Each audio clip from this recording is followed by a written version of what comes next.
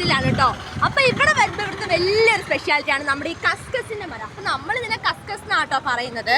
അപ്പോൾ നമ്മൾ പഠിച്ച Saint Joseph Bathery Saint Joseph സ്കൂളിലും ഇതിൻ്റെ ഒരുപാട് മരങ്ങളുണ്ട്. അപ്പോൾ ഞങ്ങളിത് പറിച്ച് കഴിയുമ്പോൾ ടീച്ചർമാർ പറയും ഇത് വിഷമാണ് തിന്നില്ലെന്ന് പറഞ്ഞ് ഞങ്ങൾ ഓടിച്ചുവിടും. അവർ കാണാതെ ഒന്ന് തിന്നുകയും ചെയ്യും കേട്ടോ. അപ്പോൾ അവരിങ്ങനെ കസ്കസ് കസ്കസ് എന്ന് പറഞ്ഞാൽ നമ്മളിതിനെ കസ്കസ് കസ്കസ് എന്നാണ് പറയുന്നത്. അപ്പോൾ ഇതിനെ എന്താ പഞ്ചാരപ്പഴം മധുരപ്പഴം എന്നൊക്കെ എല്ലാവരും പറയും. അപ്പം ഇത് നല്ല ടേസ്റ്റാണ്, നല്ല മധുരമാണ്. ഞാനിതിനെ പറ്റിയൊക്കെ വീഡിയോ ഇട്ടിട്ടുണ്ടെങ്കിൽ ഇത് എപ്പോൾ ഇവിടെ വന്നാലും നമ്മളിത് പറിച്ച് തിന്നു കേട്ടോ. കണ്ടില്ലേ, ഇതാണ് നമ്മുടെ പഞ്ചാരപ്പഴം. വാവ്,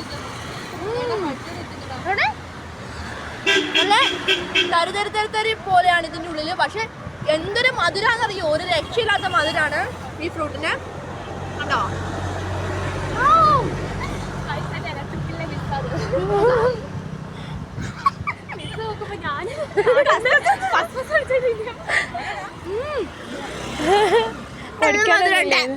ഈ മരം സത്യം നമ്മൾ വളർത്തണം, കാരണം തണൽ മരമാണ്. ഇഷ്ടം പോലെ കായ്കൾ നമുക്ക് തിന്നാനും പറ്റും കേട്ടോ.